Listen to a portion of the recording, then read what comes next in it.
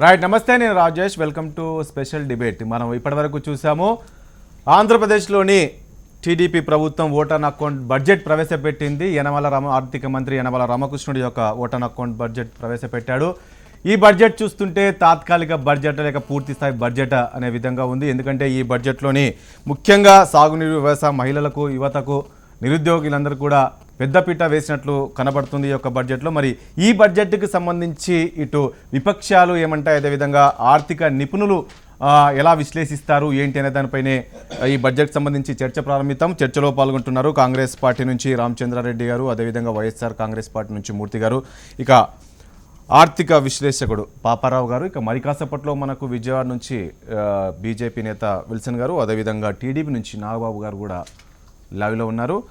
ముందుగా వైఎస్ఆర్ కాంగ్రెస్ పార్టీ దగ్గరకు వద్దాం. మూర్తి గారు, చూసాం దాదాపు 11:30కు స్టార్ట్ చేసిన యొక్క ఓటాన్ అకౌంట్ బడ్జెట్ ఇప్పుడే పూర్తయింది. అన్ని వర్గాలకు అన్ని సంక్షేమ పథకాలు కూడా వచ్చే విధంగా ఉన్నాయి. ముఖ్యంగా రైతులను, అదేవిధంగా యువతను, మహిళలకు పెద్దపీట వేసినట్టు యొక్క బడ్జెట్ కనబడుతుంది. ఎలా చూస్తుంది వైఎస్ఆర్ కాంగ్రెస్ పార్టీ ఈ బడ్జెట్ని? BUD-GET బడ్జెట్ కాదు ఇది. ఏంటండి? బ్యాడ్ జూట్, పూర్తి అసత్యం, పూర్తి అబద్ధం, దరిద్రమైన బడ్జెట్గా అభివర్ణించాలి. ఎందుకంటే మీకు 2,25,705 కోట్లు తీసుకెళ్ళారు. యాక్చువల్గా లాస్ట్ ఇయర్ బడ్జెట్ ఎంత అండి? ఇది 1,05,000 అయితే 17-18, 18-19 1,55,000 అన్నారు. అది కూడా అబద్ధం అంటున్నారు. ఎందుకంటే 45,000 మీ దీంట్లో చూడండి, వీళ్ళు ఇచ్చినయే, మనది కాదు ఇది. వాళ్ళ దగ్గర నుంచి సేకరించినయే డిపార్ట్మెంట్ నుంచి. 45,000 చూపించి, దేంట్లో చూపించారు? 45,000 ఫ్లోటింగ్ డెబిట్లో చూపించి, మళ్ళీ దాన్ని స్పెండింగ్లో ఫ్లోటింగ్ డెబిట్లో మళ్ళీ కాలం నెంబర్ 8 45,600 చూపించారంటే యాక్చువల్గా 1,45,000 బడ్జెట్ని ఇవాళ 2,25,705 కోట్లు తీసుకెళ్లారు. అంటే 50,000 కోట్ల రూపాయలు. అంటే లాస్ట్ ఇయర్ 1,05,000 రెట్టింపు, 1,05,000 అయితే ఇవాళ ఆల్ ఆఫ్ ది సడన్ వాళ్ళ లెక్క ప్రకారం 1,45,000 అన్నారు కదా, 1,95,000 అన్నారు కదా. 1,95,000 నుంచి కూడా మీరు 30,000 కోట్ల రూపాయలు ఎక్కడి నుంచి వస్తున్నాయని చూపించరా?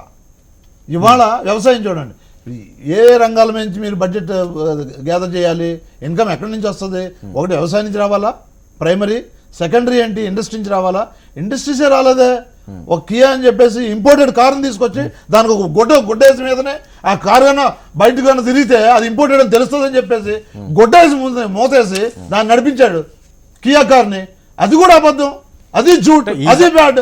అది నేనేమంటాను, ఈజ్ ఆఫ్ డూయింగ్ బిజినెస్ ముందంజ లేదంటారా మీరు? ఈజ్ ఆఫ్ డూయింగ్ బిజినెస్ మళ్ళీ డైవర్ట్ చేస్తున్నారు వీళ్ళంతా. మసిబూసి మారేడుగా చేసి ప్రజల్ని మభ్యపెడుతున్నారు. ఈజ్ ఆఫ్ డూయింగ్ అంటే బిజినెస్ ఇట్లా చేయడానికి అవకాశం ఉంది అని చేస్తున్నట్టు కాదు. ఇక్కడ తప్పులు జరుగుతున్నాయి. ఎక్కడంటే కొన్ని ఛానల్స్ పెట్టుకొని ఏదో బ్రహ్మాండం జరిగిపోతుంది, ఇక్కడ అద్భుతాలు జరిగిపోతున్నాయి, మన చంద్రబాబు నాయుడు గారు ఏదో చేస్తున్నారు అనేటటువంటి అభూత కల్పనని వీళ్ళు క్రియేట్ చేస్తున్నారు. ఈజ్ ఆఫ్ డూయింగ్ అంటే చేయడానికి అవకాశం ఉంది. ఇక్కడ మట్టి ఉంది, మట్టి పిసికితే ఇటుకలు అవుతాయి, ఇటుకలు లేవు అక్కడ, మట్టి పిసికితే ఇటుకలు అవుతాయి అనేది is of doing. Kia Motors అనేది రావట్లేదా? ఎప్పుడు వచ్చిందండి? ఎప్పుడు? బీజేపీ వాళ్ళు చాలాసార్లు చెప్పడం జరిగింది. వాళ్ళిద్దరూ వెళ్ళి కొరియా దీంట్లో పర్యటనలో వచ్చిందని చెప్పారు. దానికి ఎన్ని వేల కోట్లు మీరు ఇచ్చారు? దాని చుట్టూ జరిగిన అక్రమాలు ఏంటి? మీరు దోచుకున్నది ఎంత? దాంట్లో 2,000 కోట్ల రూపాయలు జీవో 125 ఎక్కడ పెట్టారు? 2,000 కోట్ల రూపాయలు అది చెప్పాలా? ఒక ఆర్థిక విశ్లేషణ మీరేం చెప్తారు? ఎందుకంటే మనం చూస్తున్నాము, మనం ఆర్థిక లోటు ఉంది, మనకు కేంద్రం నుంచి కూడా ఎలాంటి సహాయం అందట్లేదు అని చెప్పేసి చెప్తున్నప్పటికీ కూడా ఈ రోజు కేటాయింపుల విషయానికి వస్తే ఎట్లా చూస్తున్నారు? అదొకటి. ఇప్పుడు FDI గురించి చెప్పింది అది కరెక్ట్ అయినా ఫారిన్ అది ఇదే పెట్టుబడులు కియా కార్ ఇది చెప్పారు కదా, దాని గురించి మాట్లాడకపోయినా నేను ఇమీడియట్గా చెప్పదలుచుకుంది ఏంటంటే 2018లో వచ్చిన గణాంకాల ప్రకారంగా ఇది మింట్ పత్రికలో వచ్చింది. ఆ తర్వాత కొన్ని తెలుగు పత్రికలు కూడా క్యారీ చేసినాయి 2-3 రోజుల తర్వాత. దాని ప్రకారం ఏంటంటే ఈజ్ ఆఫ్ డూయింగ్ బిజినెస్లో నెంబర్ 1 ర్యాంక్ వచ్చింది గవర్నమెంట్కి, అప్పుడు ఏపీ గవర్నమెంట్కి. అయితే ఏంటంటే ఈజ్ ఆఫ్ డూయింగ్ బిజినెస్కిను అక్కడికి వచ్చే పెట్టుబడులకి సంబంధం లేదంటానికి తార్కాణం ఏంటంటే వీళ్ళకి నెంబర్ 1 ర్యాంక్ వచ్చిన సందర్భంలో రాష్ట్రంలోకి వచ్చినటువంటి ఏపీ రాష్ట్రంలోకి వచ్చినటువంటి ఫారిన్ డైరెక్ట్ ఇన్వెస్ట్మెంట్ 33% పడిపోయింది. ఓకే. మీకు వచ్చే పెట్టుబడులకి ఈజ్ ఆఫ్ డూయింగ్ బిజినెస్ ర్యాంక్కి సంబంధం లేదు. Is of doing business rank అనేది ఒక ఫ్యాషన్ పీరియడ్ లాంటిది. ప్రపంచవ్యాప్తంగా ఈ ఫ్యాషన్ పీరియడ్ నడుపుతున్నారు, అది చూపించుకొని ఇది that is more of paper work అది. ఆ పేపర్ వర్క్ చేయడం వల్ల మీ నెంబర్లు కనపడతాయి కానీ పెట్టుబడులకి దానికి సంబంధం లేదు. అందుకని ఈజ్ ఆఫ్ డూయింగ్ వల్ల వస్తున్నాయి, సంబంధం లేదంటే సంబంధమే లేదు. మీకు ఉదాహరణ చెబుతా, మహారాష్ట్రకి సుమారు 13వ ఏదో ఉంది ర్యాంక్ అది ఈజ్ ఆఫ్ డూయింగ్ బిజినెస్ లో. కానీ దేశంలోకి వచ్చే మొత్తం పెట్టుబడుల్లో 3వ వంతు అక్కడికే పోతున్నాయి. అసలు ఏమైనా సంబంధం ఉందా? 13వ ర్యాంక్ ఇన్ని రాష్ట్రాల తర్వాత వచ్చింది కదా, ఇన్ని ఉన్నాయి కదా, గుజరాత్ ఇవన్నీ 33% పైన 30% పైన మహారాష్ట్ర. ఆర్థిక లోటు కూడా 32,000 కోట్లు చూపించారు. అది మీకు రాష్ట్రం వచ్చినప్పుడు 16,000 కోట్లు ఉంది. అవును. అయితే ఇక్కడ మీకు అదే కాదు, ఇప్పుడు మీరు అడిగిన ప్రశ్నలో ముందాక అడిగిన ఒకటి ప్రశ్న, రాష్ట్ర తాలూకు శక్తి అప్పులు ఎంత పెద్ద స్థాయిలో చేస్తున్నారో చిన్న ఉదాహరణ. 2016-17లో అప్పులు 2,01,000 కోట్ల రూపాయల దాకా ఉంది అప్పు. అప్పుడు మొత్తం రాష్ట్రం అప్పు 2017-18 కంటే ఒక సంవత్సర కాలంలో 2,25,234 కోట్లకు పెరిగింది. అంటే 25,000 కోట్లు ఒక సంవత్సరంలో అప్పు తెచ్చేశారు, దాని మీద వడ్డీలు కడుతున్నారు. ఇప్పుడు ఎక్కడికి వచ్చిందంటే పరిస్థితి, వడ్డీల వ్యవహారం కూడా డబ్బులు అప్పులు వడ్డీలు కట్టేది ఆదాయంలో స్తోమత లేక అప్పులు కట్టడానికి మళ్ళీ అప్పులు తెస్తున్నారు. ఇప్పుడు స్టేట్ తాలూకు పరిస్థితి ఎలా ఉందో మీకు చూడాలంటే అప్పులు వీళ్ళ ఆదాయంలోంచి కట్టే పరిస్థితి లేదు. ఎందుకంటే ఆంధ్రప్రదేశ్ అనేది ప్రధానంగా వ్యవసాయ ఆధారిత రాష్ట్రం. వ్యవసాయం మీద వీళ్ళకి వచ్చే ఇన్కమ్ ఏమీ లేదు. పారిశ్రామిక సేవా రంగాలు కొద్దిపాటిగా ఇప్పుడిప్పుడే కొంచెం డెవలప్ అయ్యి, దాని నుంచి మీకు ఏం ఆదాయం రాదు, ఇప్పుడే పెద్దగా రాదు. వచ్చినా రాకుండా ఉండడానికి ఇంకో కారణం ఏంటంటే వీళ్ళు చాలా పన్ను రాయితీలు ఇచ్చేశారు. ఆ పరిశ్రమలకు వస్తున్న వాటికి ఇస్తున్నారు. మీరు పన్ను రాయితీలు 5 సంవత్సరాలు 10 సంవత్సరాలు ఇచ్చేసినాక వాళ్ళు పన్నులు కట్టరు కదా, మీకు వచ్చే ఆదాయం ఏమీ లేదు. వచ్చింది ఏదో కేంద్ర ప్రభుత్వం నుంచి రావాలి, వ్యవసాయం నుంచి రాదు. ప్రధానంగా వ్యవసాయ ఆధారిత రాష్ట్రం. ఇట్లాంటి స్థితిలో అడ్డగోలుగా అప్పులు చేయటం నిజమే. వాళ్ళు అందరం అంటున్నాం కేంద్ర ప్రభుత్వం నుంచి రావాల్సింది సరిగ్గా రావట్లేదని, కానీ వీళ్ళు చేస్తున్నటువంటి దుబారా అంటే ఇప్పుడు రాష్ట్రం అభివృద్ధి చెందా అప్పులు తేవాలి, మళ్ళీ కట్టాలి కదా. ఇప్పుడు కొత్త రాష్ట్రము, ఇప్పుడు ఎగ్జాంపుల్ మనమే ఒక ఇల్లు కొంటాము, దానికి ఒక లోన్ తీసుకుంటాము, తర్వాత కడుతుంటాం. అక్కడ కూడా అదే పరిస్థితి కదా, అప్పులు తీసుకోవాలి, కట్టాలి కదా. సిమిలారిటీ లేకుండా రాష్ట్రం సిమిలారిటీ 17-18 1,90,000 కాదు. మీరు ఒక సందర్భం ఇప్పుడు ఎలాగో ఓడిపోతున్నాం కదా అని చెప్పేసి ఎప్పుడు ముప్పుడుగా అప్పులు చేసుకొని నేను వెళ్ళిపోతాను, నేను తర్వాత వచ్చిన సీఎం జగన్మోహన్ రెడ్డి గారు తీరుతారు అంటే ఎట్లా కూర్చుంది? మీ ఇష్టం వచ్చినట్టు చేసుకుంటూ పోతారు. అప్పులు చేయడానికి కూడా ఒక పద్ధతి ఉండాలి కదా, దేని పడుతున్నావో తెలియాలి కదా. 17-18లో 1,91,000 కోట్ల బడ్జెట్ ఉంటే దీన్ని 18-19కి 1,95,000 అన్నారు. అంటే 4,000 కోట్లు. అయితే ఇవాళ 3 నెలల గురించి ఇప్పుడు మార్చి 31 వరకు లాస్ట్ బడ్జెట్ ఉంటుందండి. Estimated budget last budget actuals 17-18, 18-19 మార్చి వరకు ఏదైతే ఎస్టిమేటెడ్ కదా, ఎస్టిమేటెడ్. అయితే దీన్ని 1,95,000 నుంచి ఈ 3 నెలల గురించి అంటే మార్చి నుంచి ఏప్రిల్, మే, జూన్ మళ్ళీ కొత్త ప్రభుత్వం కొలువు జరిగేది ఏదైతే ఉందో 30,000 కోట్లు నువ్వు పెంచేస్తే ఎక్కడి నుంచి వస్తుందని 30,000 కోట్లు మార్చి, ఏప్రిల్, మే, జూన్ గురించి నువ్వు ఎస్టిమేట్ ఇస్తావు? అంటే మీరు జ్ఞానంతో చేస్తున్నారా, మోసం చేయడం చేస్తున్నారా, దోపిడీ చేయడం చేస్తున్నారా? అంటే ఇప్పుడు వీళ్ళు ఏదైతే ఎలక్షన్ ప్రకటించారు ఇవన్నీ కూడా ఇంప్లిమెంటేషన్ అవుతుందా? ఎందుకంటే 3 monthsలో ఇప్పుడు ప్రభుత్వం ఉండదు. ఓకే, కేవలం ఈ ఒక ఓట్ అండ్ అకౌంట్ బడ్జెట్ అంటే కేవలం 10ల వరకే పరిమితం కావాలి. కానీ ఈ రోజు మొత్తం సంక్షేమ పథకాలు ఏంటి పూర్తి స్థాయి బడ్జెట్లా ప్రకటించడం జరిగింది. ఇవన్నీ ఇంప్లిమెంట్ అవుతాయా, చేస్తారా? రేపు వీళ్ళు అంటున్నారు, ఇప్పుడు మూర్తి గారు అంటున్నారు, ఎస్ ఎవరు చేయాలి, రేపు పొద్దున మేము వస్తే మేము చేస్తామా ఇవి అనే విధంగా. అంటే ఇవన్నీ చూస్తుంటే మనం చూసాం మొన్నటి వరకు కేంద్ర ప్రభుత్వం తీసుకున్న నిర్ణయాలు ఇవన్నీ కూడా ఓటర్లను ఆకర్షించే విధంగా ఈ బడ్జెట్లు ఉన్నాయని చెప్పేసి మనం చర్చించుకున్నాం. ఈ రోజు టీడీపీ ఏదైతే ప్రభుత్వం వీళ్ళు ప్రకటించిన బడ్జెట్ చూస్తే కూడా అలాగనే ఉందా? ఓటర్లను ఆకర్షించే విధంగానే తప్ప ఇవన్నీ ఇంప్లిమెంట్ కావనే విధంగా ఉందా? ఎట్లా వస్తుంది? కాంగ్రెస్ పార్టీ దీనికి సంబంధించి ఏం మాట్లాడుతుంది? అందరికీ నమస్కారం.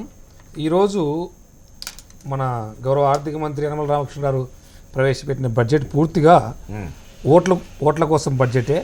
ఇది గతంలో అభివృద్ధి చేయకుండా, చెప్పినవి ఏ అమలు చేయకుండా 5 సంవత్సరాల కాలం పూర్తయిన తర్వాత ఈరోజు చేస్తున్నటువంటి చూస్తే అప్పులు మాత్రం మిగిలినాయి. గతంలో 10 సంవత్సరాల కాంగ్రెస్ ప్రభుత్వంలో మేము రూపాయి అప్పు చేస్తే రూపాయిన్నర అసెట్ క్రియేట్ చేసాం.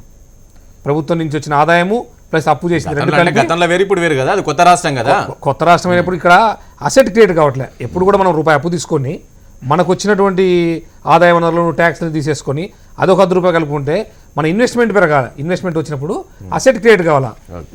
కాంగ్రెస్ ప్రభుత్వం గణాంకాలతో సహా ప్రతి సంవత్సరం 10 సంవత్సరాల్లో ప్రతిరోజు కూడా పెరిగింది. ఈ 5 సంవత్సరాల్లో ఆంధ్ర రాష్ట్రానికి అప్పులు తప్ప ఏం పెరగలేదు. వీళ్ళు ఇంకోటి ఏంటంటే ఈ ప్రాజెక్టులు రైతుల కోసం ఈ ప్రభుత్వం గత 5 సంవత్సరాలు ఏం చేయలేకపోగా ఈ ఏ ఒక్క ప్రాజెక్టును పూర్తి చేయలేదు. అక్కడంతా డబ్బు అంతా వేస్ట్ అయిపోయింది, ఇన్వెస్ట్మెంట్ అంతా వేస్ట్ అయింది. రైతులను ఆదుకోలేని ఈ ప్రభుత్వం ఈ బడ్జెట్ అంతా కూడా పూర్తిగా దండగా. పరిశ్రమల విషయంలో ఒక కియోనో ఇంకోటనో మన వైజాగ్లో ఇన్వెస్ట్మెంట్ మీటింగ్ పెట్టి చెప్పారు తప్ప ఎక్కడనేది జాబ్స్ క్రియేట్ కాలేదు. పూర్తిగా ప్రభుత్వం అన్ని రంగాల్లో విఫలం చెందింది. ఆర్థిక మంత్రి గారి బడ్జెట్ చూస్తేనే అర్థమవుతుంది. ఈ కార్పొరేషన్, బ్రాహ్మణ కార్పొరేషన్కి 100 కోట్లు, దళిత కార్పొరేషన్ ఆ కోట్లు, ఈ కోట్లు, కులాల వారీగా ఓట్లు. ఇది అకౌంట్స్ ఫర్ ఎలక్షన్ అన్నమాట. మనం ఎన్నికలప్పుడు ఎట్లయితే పోటీ చేసిన అభ్యర్థులు వివరాలన్నీ రాస్తారు, టీ కింత, కాఫీ కింత, భోజనానికి ఇంత, పెట్రోల్ కింత, అట్లా కులం వైజ్గా రాసుకుంటూ వచ్చారు తప్ప కొత్త రాష్ట్రాన్ని అభివృద్ధి చేద్దామని ఒక ఆకాంక్ష చెప్తున్నారు. వైఎస్ఆర్ కాంగ్రెస్ పార్టీ చెప్తుంది మొత్తం కాపీ కొట్టారు. ఈ రోజు మేము ఏదైతే ఆ రోజు పాదయాత్రలో ఏవైతే కాపు రిజర్వేషన్, బీసీ రిజర్వేషన్ కార్పొరేషన్లకు సంబంధించి కావచ్చు, పింఛన్లు కావచ్చు, ఇవన్నీ కూడా చూస్తే ఈ రోజు బడ్జెట్ లో చూస్తే మొత్తం కాపీ కొట్టారు వీళ్ళు అని చెప్పేసి చెప్తున్నారు. ఉందా అలాంటి పరిస్థితి ఉందా? గతంలో మేము మా డైనమిక్ లీడర్ రాజశేఖర రెడ్డి గారు చేసిన సంక్షేమ పథకాలను వీళ్ళు కాపీ కొట్టుకొని వీళ్ళ బడ్జెట్ లాగా అన్ని పెట్టుకున్నారు. బీజేపీ నేత విల్సన్ గారు, విల్సన్ గారు,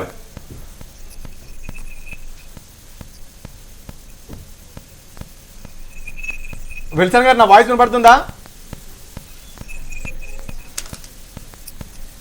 ఏంటి రైట్, అది టెక్నికల్ ప్రాబ్లం ఉన్నట్టుంది. రామచంద్ర గారు, అంటే ప్రభుత్వం ఎప్పుడు కూడా అసెట్ క్రియేట్ చేయడానికి మొదటి ప్రాధాన్యత ఇవ్వాలి, సంక్షేమాన్ని చూడాలా.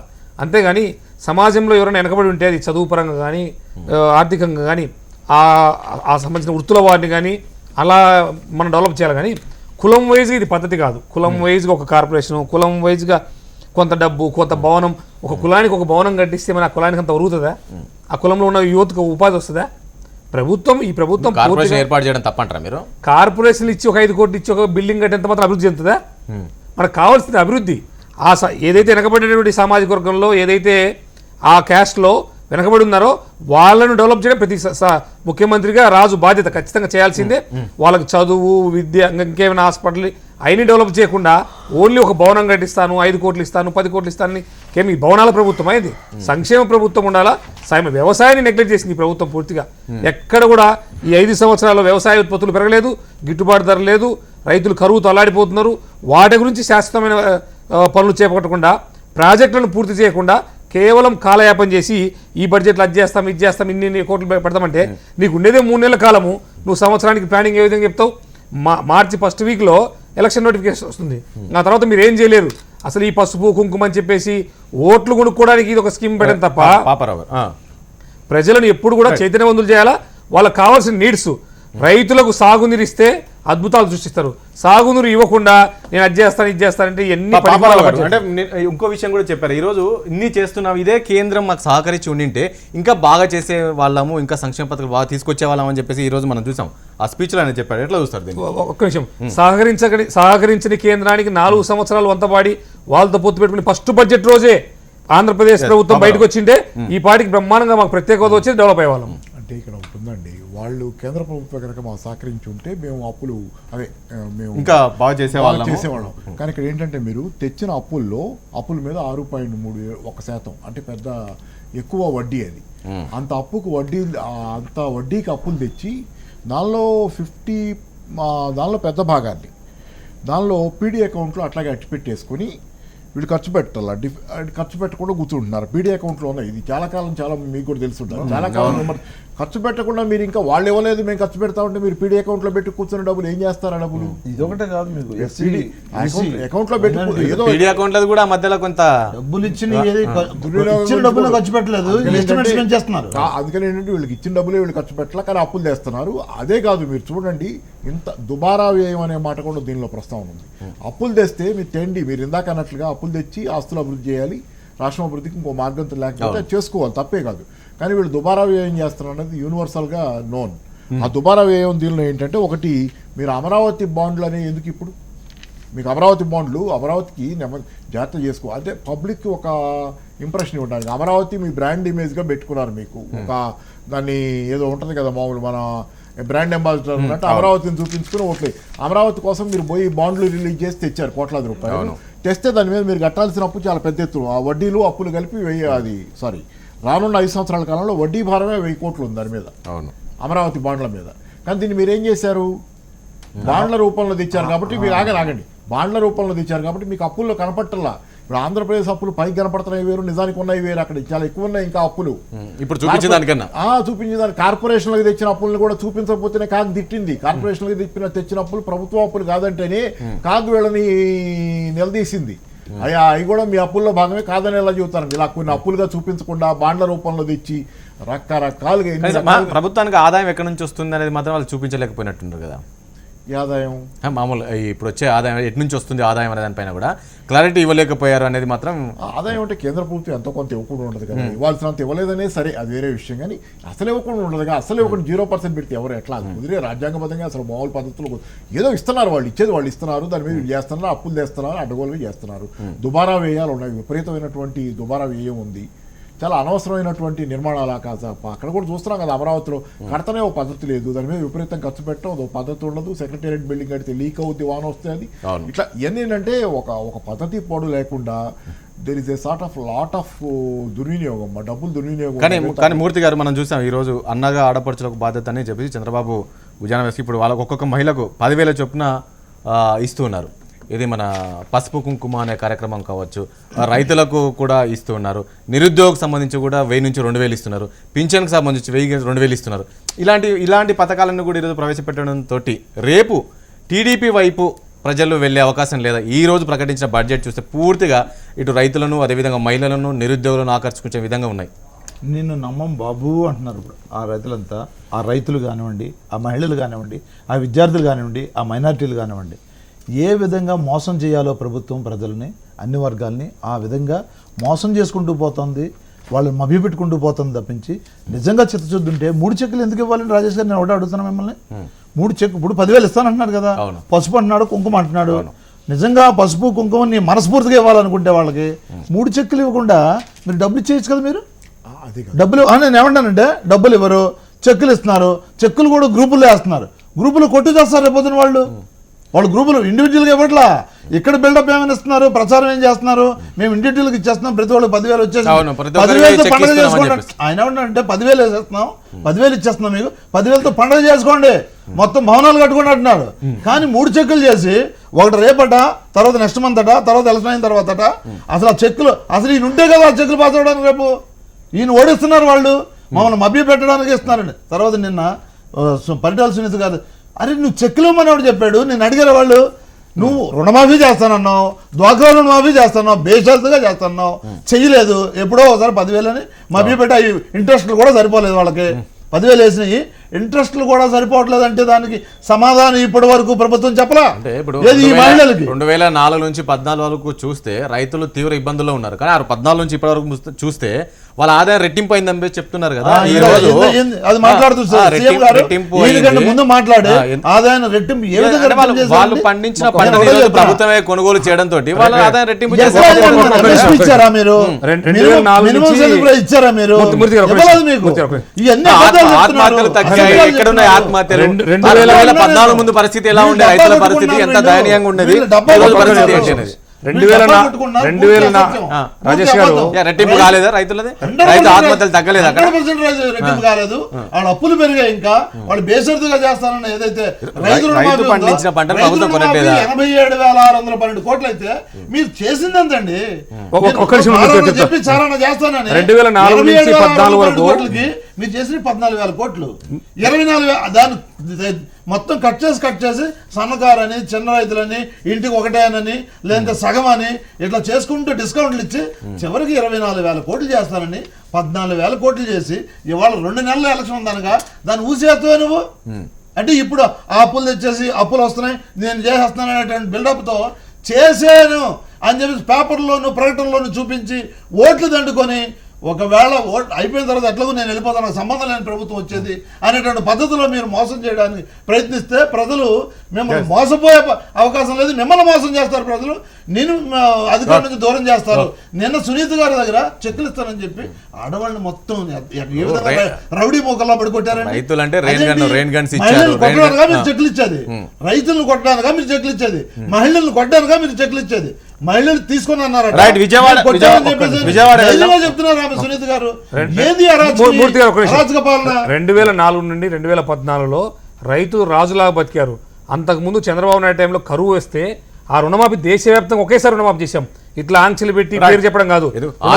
ఆత్మహత్యలు తగ్గాయి. ఎందుకు 2004 నుంచి 2014 చాలా ఆత్మహత్యలు ఉండే, రైతుల ఆత్మహత్యలు చాలా ఉండే. 2004 నుంచి 2014 రైతులకు రుణమాఫీ సింగిల్ సెటిల్మెంట్ చేశాం. ఎక్కడ ఆంక్షలు పెట్టలేదు. ఆ టైంలో రైతులు ప్రశాంతంగా బ్రహ్మాండంగా ఉన్నారు. రైతులకు సబ్సిడీలు ఇచ్చాము, రైతులకు పనిముట్లు ఇచ్చాము, విత్తనాలు ఇచ్చాము. ఇంకా చేయాల్సింది చాలా ఉంది. చూసారు, రైతు యూరియా కోసం ఉంటే అక్కడ చెప్పులు పెట్టి లైన్లో నిలిచిన పరిస్థితులు కూడా మనం చూసాము. అది సబ్సిడీకి ఇచ్చామండి. బ్రేక్ తర్వాత ఇదే అంశానికి సంబంధించి చర్చ కట్టిన వచ్చేద్దాం.